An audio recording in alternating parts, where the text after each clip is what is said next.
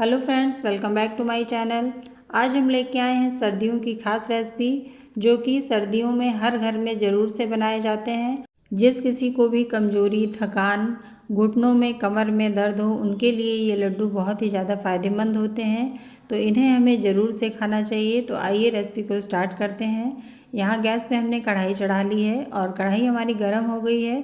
तो फ्लेम को यहाँ पे हमने स्लो कर दिया है। अब इसमें डाला है देसी घी। तो यहाँ पे मैंने 300 से 400 ग्राम के बीच घी लिया है और जितना ज़रूरत होगा उतना हम यूज़ करेंगे। तो यहाँ पे 1 टेबलस्पून से ज़्यादा ही हमने डाला है।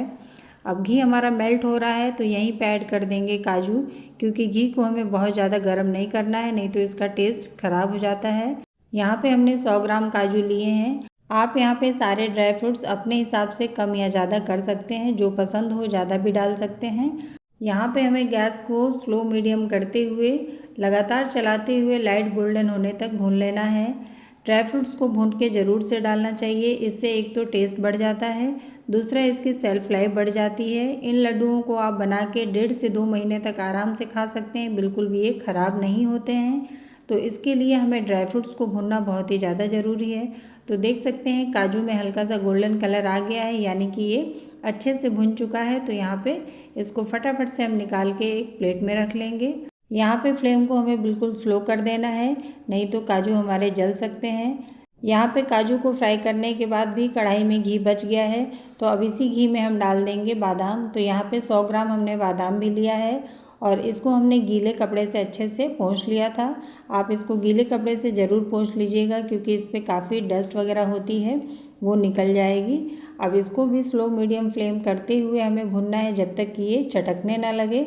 जब इसमें से चटकने की आवाज़ आने लगे तो समझ जाइएगा कि बादाम हमारे अच्छे से भुन चुके हैं। तो यहाँ पे चटकने की आवाज़ आने लगी है, तो इसको भी हम फटाफट से निकाल लेंगे। और ये देखिए फ्रेंड्स, यहाँ पे हमने 200 ग्राम लिया है किशमिश। किशमिश मुझे ज़्यादा ही पसंद आता है इसमें, मेरे यहाँ सभी को पसंद है, तो मैंने थोड़ा ज़्यादा ही लिया है। तो यहाँ पे 200 ग्राम लिया है। आप अपने टेस्ट के अकॉर्डिंग कम या ज़्यादा कर सकते हैं। मैंने पहले भी बताया कि जो भी ड्राई फ्रूट्स आपको पसंद हो वो आप थोड़ा सा ज़्यादा भी डाल सकते हैं। मेरे पास यहाँ 2 तरीके की किशमिश थी, तो मैंने यहाँ पे दोनों ही ऐड किया हुआ है। और यहाँ पे घी थोड़ा सा कम लग रहा था, तो मैंने 1 चम्मच घी और डाल दिया है, क्योंकि किशमिश को फूलने में थोड़ा सा घी चाहिए होता है। तो जैसे ही घी हमारा थोड़ा सा मेल्ट होगा, यहाँ पे हम ऐड कर देंगे किशमिश। बहुत ज़्यादा हमें घी को गर्म नहीं करना है और किशमिश हमारी बहुत जल्दी ही फ्राई हो जाती है। फ्लेम को यहाँ पे मैंने मीडियम कर दिया है और लगातार चलाइएगा इसको, ये फटाफट से फूलने लगती है। और जैसे ही किशमिश हमारी फूलेगी, समझ जाइएगा कि ये अच्छे से भुन चुकी है। तो इसको हम फटाफट से फिर निकाल लेंगे। और आप देख सकते हैं कि किशमिश हमारी फूलना शुरू हो गई है। फ्रेंड्स, साथ ही आप लोग को याद दिलाते चलें कि अगर आप लोग मेरे चैनल पर पहली बार आए हों तो चैनल को सब्सक्राइब कर लीजिएगा। साथ ही बेल आइकन को प्रेस करके ऑल पे क्लिक कर दीजिएगा, जिससे कि मेरी आने वाली वीडियो की नोटिफिकेशन आपको मिलेगी सबसे पहले। तो ये देखिए, बातों ही बातों में यहाँ पे हमारी किशमिश भी अच्छे से फूल चुकी है। तो फटाफट से इसको निकाल लेंगे, नहीं तो ये जल जाएगा और इसका सारा टेस्ट ख़राब हो जाएगा। तो इससे ज़्यादा हमें बिल्कुल भी इसे नहीं भूनना है। अब यहाँ कढ़ाई में घी बचा हुआ है, तो इसमें हम थोड़ा घी और ऐड करेंगे। और यहाँ हमने लिया है 100 ग्राम गोंद। तो ये बड़ी वाली गोंद थी मेरे पास, तो मैंने इसको टुकड़ों में तोड़ लिया है। यहाँ पे हमें गोंद को फ्राई करने के लिए घी को थोड़ा अच्छे से गर्म कर लेना है। और घी जैसे ही मेल्ट हो जाएगा, उसके बाद ही हम इसमें ऐड करेंगे हमारे गोंद को।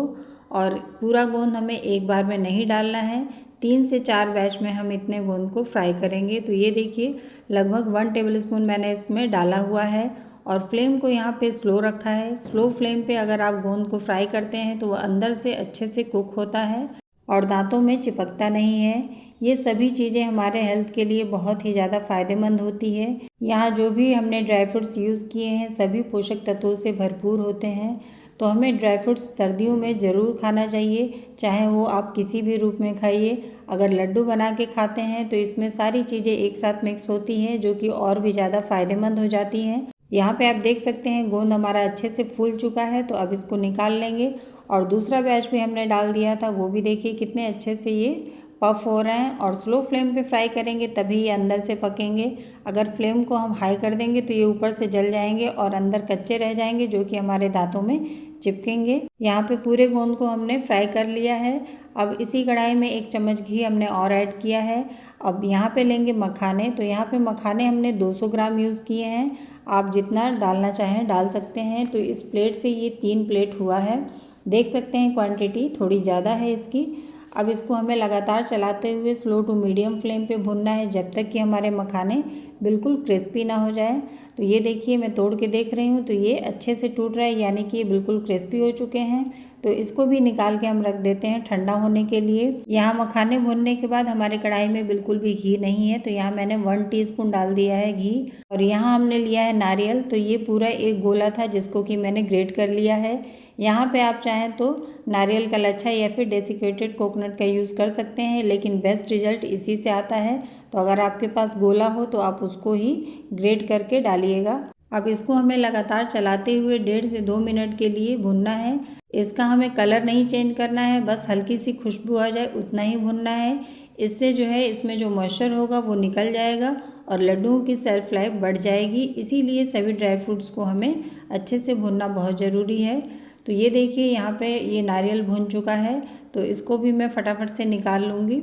अब यहाँ पे गैस की फ्लेम को हमने बंद कर दिया है और कढ़ाई हमारी गर्म है, तो इसी में हम डाल देंगे सौंठ का पाउडर। तो ये हमने 2 से 3 चम्मच लिया है, छोटा चम्मच है, क्योंकि इन लड्डुओं को बच्चे भी खाने वाले हैं तो मैंने ज़्यादा नहीं डाला हुआ है। सौंठ हमें सर्दी जुकाम और खांसी से बचाता है, साथ ही इसको डालने से हमारे लड्डुओं का टेस्ट भी बढ़ जाता है, तो इसको आप ज़रूर से ऐड कीजिएगा। अब इसको हम कढ़ाई में इस तरीके से फैला देंगे। देख सकते हैं फ्लेम हमारा बंद है, लेकिन कढ़ाई गर्म है तो ये गर्म हो जाएगा। और इन सभी चीज़ों को मैं फ्रिज में रखती हूँ तो ठंडा रहता है, इसलिए मैंने इनको गर्म किया है ताकि इसमें जो मॉइस्चर है वो भी निकल जाए। और यहाँ 1 टेबलस्पून डाल दिया मैंने हल्दी पाउडर। हल्दी पाउडर भी बहुत ही फ़ायदेमंद होता है, ये भी हमें सर्दी जुकाम से बचाता है और जोड़ों के दर्द के लिए भी बहुत ही ज़्यादा फ़ायदेमंद होता है, तो इसको आप ज़रूर से ऐड कीजिएगा। यहाँ पे हमने जितने भी मेवे फ्राई करके रखे हैं सब ठंडे हो चुके हैं, तो अब इसे हमें पीस लेना है। तो यहाँ पे काजू और बादाम को हमें मिक्सी में दरदरा सा पीसना है और ये जो हमने गोंद फ्राई करके रखे हैं इनको हम चम्मच की हेल्प से इस तरीके से तोड़ लेंगे। आप चाहें तो इनको भी ग्राइंड कर सकते हैं। इधर हमारे मखाने भी ठंडे हो चुके हैं, तो इन सभी चीज़ों को हमें दरदरा सा ग्राइंड करके तैयार कर लेना है। तो यहाँ हमने लिया है एक मिक्सी का जार। अब इसमें ऐड कर देंगे काजू और बादाम। तो 2 बार में हम इसको ग्राइंड करने वाले हैं। पहले हमने काजू डाला है और एक बड़ा बर्तन ले लेंगे जिसमें कि हम सभी चीज़ों को ऐड करते जाएंगे। तो यहाँ हमारा काजू भी पिस चुका है, ये बादाम है इसको भी हमने दरदरा कर लिया है, मखानों को भी दरदरा पीस लेंगे। इसमें हम कोई भी चीज़ मोटे टुकड़ों में नहीं डालेंगे ताकि इस लड्डू को सभी खा सके, बुज़ुर्ग भी आसानी से खा सकें। तो यहाँ पे हमने किशमिश और गोंद को भी अच्छे से क्रश करके डाल दिया है और ये जो नारियल हमने भून के रखा था इसको भी एक बार मिक्सी में चला लिया है ताकि इसमें जो बड़े टुकड़े हैं वो एक समान हो जाएं। तो सभी मिक्सचर यहाँ पे हमारा पिस के रेडी हो गया है।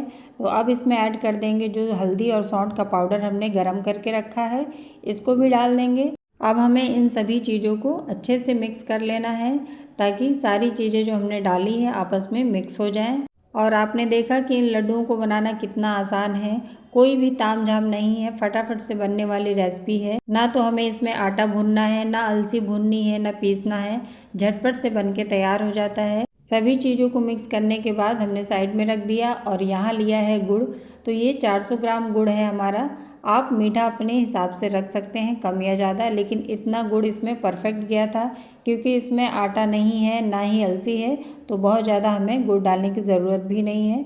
इतने गुड़ में ये परफेक्ट मीठा बनके तैयार हुआ था। तो यहाँ पे गुड़ को हमने छोटे टुकड़ों में काट लिया है ताकि ये जल्दी से मेल्ट हो जाए।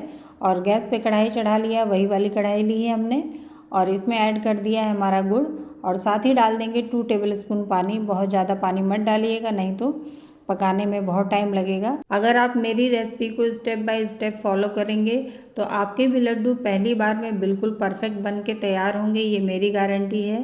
तो ये देखिए यहाँ पे जो है गुड़ हमारा लगभग मेल्ट हो चुका है, थोड़े से टुकड़े हैं तो उसको भी हम मैश करते हुए मेल्ट कर लेंगे।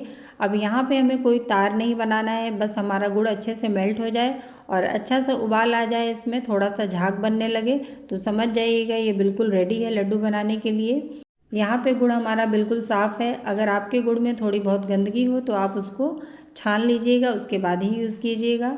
तो यहाँ पे ये बिल्कुल रेडी हो गया है। तो अब इसमें ऐड कर देंगे हम घी। तो यहाँ हमने चाशनी में ही घी डाल दिया है। आप चाहें तो बाद में भी ऐड कर सकते हैं, लेकिन चाशनी में डालने से प्रॉपर तरीके से पूरे लड्डू में घी हमारा चला जाता है, अच्छे से मिक्स हो जाता है। और घी की क्वांटिटी आप अपने हिसाब से कम या ज़्यादा भी कर सकते हैं। अब यहाँ पे हमने जो ड्राई फ्रूट्स पीस के रखे हैं उसमें इस तरीके से जगह बना लेंगे और जो हमने चाशनी तैयार की है इस पूरे चाशनी को हमें इसमें ऐड कर देना है। अब फटाफट से इसको हमें अच्छे से मिक्स करना है। तो चारों तरफ इस तरीके से घुमाते हुए हमें मिक्स करना है ताकि पूरे ड्राई फ्रूट्स में ये चाशनी अच्छे से लग जाए और जो लड्डू हमारे बनेंगे बिल्कुल परफेक्ट बनेंगे। आप देख सकते हैं कि यहाँ पे गुड़ हमारा अच्छे से मिक्स हो चुका है पूरे ड्राई फ्रूट्स में और बिल्कुल भी नीचे इसमें चाशनी नहीं है। पूरी तरीके से इसको हमने अच्छे से मिक्स कर लिया है। तो अब हमें क्या करना है, इसको इस तरीके से दबा देना है। ऐसा करने से ये मिक्सचर जो है जल्दी ठंडा नहीं होता है और हमें लड्डू बनाने में बिल्कुल भी परेशानी नहीं होती है।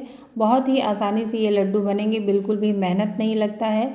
फटाफट से ये लड्डू बन के तैयार हो जाते हैं। तो यहाँ पे अब हम लड्डू बना लेंगे। तो जितना बड़ा छोटा आपको बनाना है आप अपने हिसाब से बना लीजिएगा और दोनों हाथ से फटाफट से बना लीजिएगा।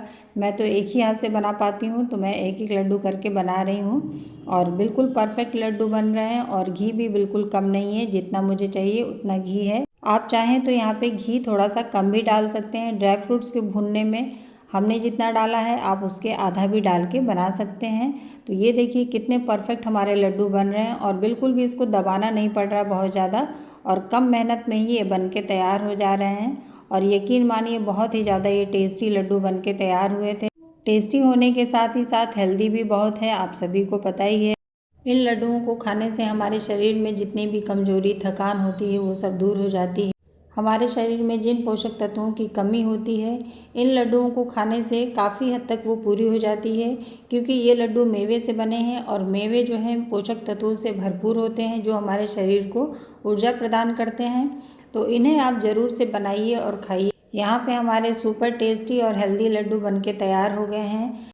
देखने में जितने टेम्पटिंग लग रहे हैं, खाने में उससे कहीं ज़्यादा ये टेस्टी हैं। तो आप लोग एक बार मेरे इस तरीके से ट्राई ज़रूर कीजिएगा। और यहाँ पे मैं तोड़ के दिखा रही हूँ कि कितने सॉफ्ट ये लड्डू बन के तैयार हुए हैं। कोई बुज़ुर्ग भी इसको बहुत ही आसानी से खा सकता है, इतने बढ़िया सॉफ्ट ये बन के तैयार हुए हैं।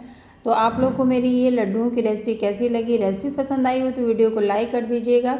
लाइक के साथ ही हाइप का ऑप्शन आ रहा है उसको भी डन कर दीजिएगा। तो मिलते हैं एक और ऐसी ही रेसिपी के साथ।